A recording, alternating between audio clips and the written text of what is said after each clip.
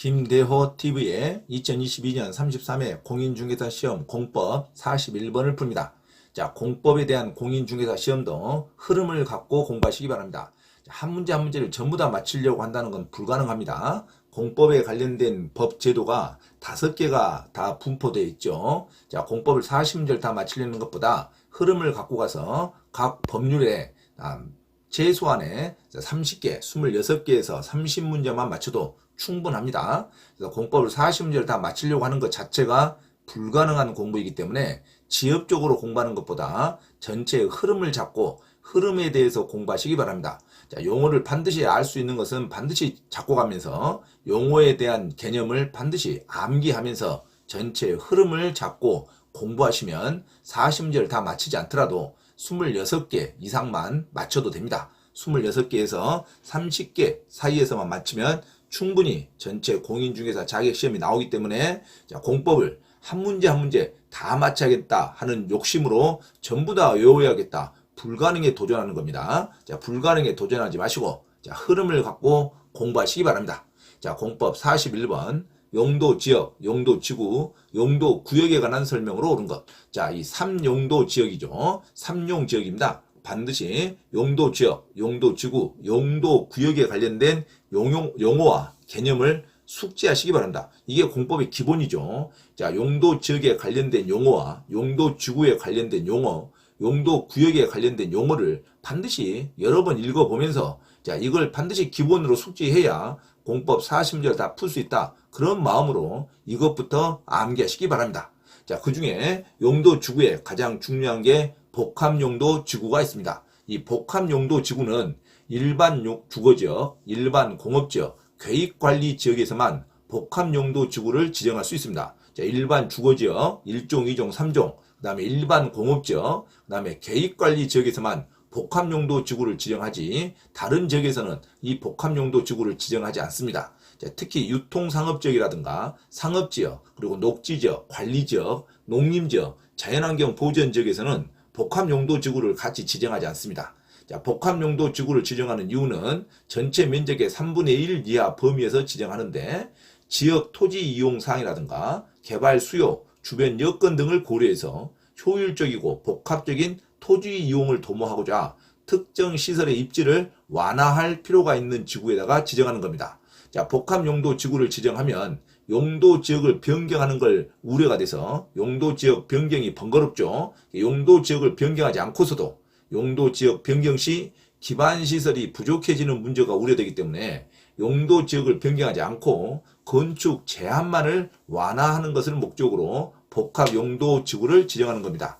자, 도시군 계획조례가 정하는 건축물의 완화를 하기 위해서 복합 용도 지구를 지정하는 겁니다. 일반 주거지역에 복합용도 지구가 같이 지정되면 준주거지역으로 시설이 허용될 수가 있습니다. 하지만 일반 주거지역에 복합용도 지구가 지정되더라도 안마시설소라든가 장례시설, 공장시설, 관람장, 동물, 식물 관련 시설, 유업물 처리 시설은 들어올 수가 없습니다. 일반 주거지역에 복합용도 지구와 같이 지정되더라도 준주거시설로서 시설이 허용되는 완화되는 규정이 많이 있지만 장례시설 같은 것은 들어올 수 없다. 그 다음에 일반 공업지역에 복합용도 지구를 지정하면 준공업지역의 어떤 건축물의 시설 같은 게 허용이 됩니다. 자, 관광 휴게시설도 가능합니다. 하지만 일반 공업지역에 복합용도 지구가 지정되더라도 아파트, 단란주점, 안마시술소, 노유자 시설은 들어올 수 없습니다. 특히 아파트는 일반 공업지역에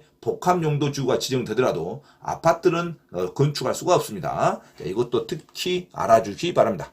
자, 계획관리지역에 복합용도 지구가 같이 지정이 되면 제2종 근생과 유락시설 일부도 건축할 수 있습니다. 숙박시설이라든가 휴게음식점, 일반 음식점, 제과점, 판매시설, 유원시설업 가능도 가능합니다. 유원지 시설도. 자, 계획관리지역에 복합용도 지구가 들어오면 제2종 근생이라든가 유락시설 일부가 건축이 가능하다는 거. 자, 여기서 가장 중요한 게 복합용도 지구를 암기하시는 겁니다. 자, 복합용도 지구는 용도 지역을 자, 변경하는 것보다 건축을 완화시킬 목적으로 일반 주거지역, 일반 공업지역, 계획관리지역에서만 복합용도 지구를 지정하는 거지 유통상업지역에서는 지정하지 않습니다. 자, 1번 대도시 시장은 유통상업지역에 복합용도지구를 지정할 수 있다. 틀린 말이죠. 유통상업지역에서는 복합용도지구를 지정할 수 없습니다. 복합용도지구는 일반 주거지역, 공업지역, 계획관리지역에서만 지정된다는 거 아주 중요합니다. 그 다음에 2번 대도시 시장은 재해 반복 발생이 우려되는 지역에 대해서는 특정 용도 제한지구를 지정해야 한다. 특정 용도 제한지구는 어떤 출입 금지 지역을 지정하는 겁니다. 출입을 통제하는 것이 특정 용도 제한지구입니다. 재해가 반복적으로 발생되면 방제지구를 지정하는 겁니다. 자, 재해의 반복 발생이 우려되는 지역에 대해서는 방제지구를 지정하는 거죠. 특정 용도 제한지구하고는 아무 관계가 없습니다. 자, 틀렸죠? 3번 용도지역 안에서의 건축물의 용도, 종류 및 규모의 제한에 관한 규정은 도시군 계획시설에 대해서 적용되는 게 아니라 용도지역 안에서 건축물의 용도나 종류, 규모의 제한에 관한 규정은 도시군 계획시설에 대해서는 적용되지 않습니다. 도시군 계획시설은 도시군 계획관리에 의해서 특별히 계획관리에 의해서 어떤 기반시설을 설치하는 것을 목적으로 합니다. 계획관리에 의해서 기반시설을 설치하는 것이 그걸 먼저 적용되는 거죠. 자, 용도지역 안에서의 건축물의 용도나 종류, 규모의 제한은 도시군 계획시설에 대해서는 적용되지 않는다로 가야 됩니다. 틀렸죠? 자, 4번 공유수면의 매립 목적이 그 매립구역과 이웃하고 있는 용도지역의 내용과 다른 경우, 자, 이웃하고 있는 용도지역 내용과 다르면은 별도로 도시군 관리계획에 의해서 절차에 따라서 지정해야 됩니다. 동일할 때, 그 매립구역이 이웃하고 있는 용도지역 내용과 동일할 때 그 매립준공구역은 이와 이웃하고 있는 용도지역으로 바로 지정된 것으로 봅니다. 다른 경우에는 별도로 도시군 관리계획에 의해서 지정하는 거고, 자, 이웃하는 용도지역과 매립구역이 동일할 때는 바로 그 용도지역으로 지정된 것으로 봅니다. 그래서 다른 경우가 아니라 동일한 경우로 바꿔야겠죠. 자, 이웃하고 있는 용도지역과 동일할 때 바로 그 용도지역으로 보는 것이지, 야, 이웃하고 있는 용도지역과 다를 때는 정상적으로 도시군 관리계획에 의해서 결정하여야 됩니다. 자, 틀렸죠? 자, 5번 택지개발 촉진법에 따른 택지개발지구로 지정고시된 지역은 당연히 국토계획 및 이용에 관한 법률에 따른 당연히 도시지역으로 결정고시된 것으로 봅니다.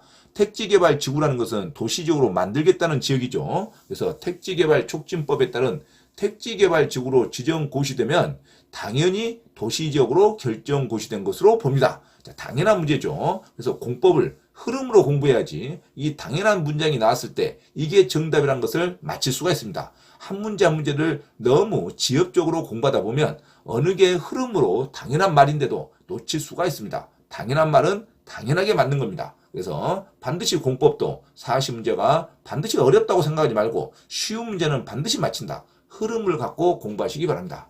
용도지역, 용도지구, 용도구역은 반드시 그 용어에 대해서 숙지하시기 바랍니다. 자, 이걸 여러 번 보면 당연히 그 용어가 눈에 들어옵니다. 여러 번 반복해서 들으시기 바랍니다. 자, 41번의 정답은 5번 택지개발 촉진법에 따른 택지개발지구로 지정고시된 지역은 국토계획 및 이용에 관한 법률에 따른 당연히 도시지역으로 결정고시된 것으로 봅니다.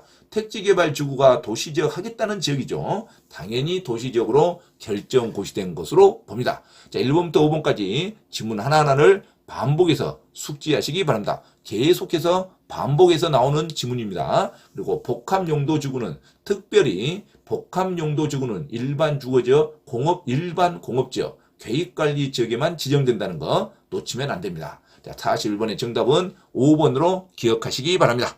참고로 김대호 TV에서 공지사항을 알려드립니다. 첫째, 공인중개사 시험 전과목 핵심 이론과 예상 적중 문제풀이를 수강하고자 하는 분은 개인 또는 그룹으로 특별 과외 신청을 할 수 있으며 공인중개사 고시학원에서의 특강 수업 신청도 가능하니 문의하시기 바랍니다.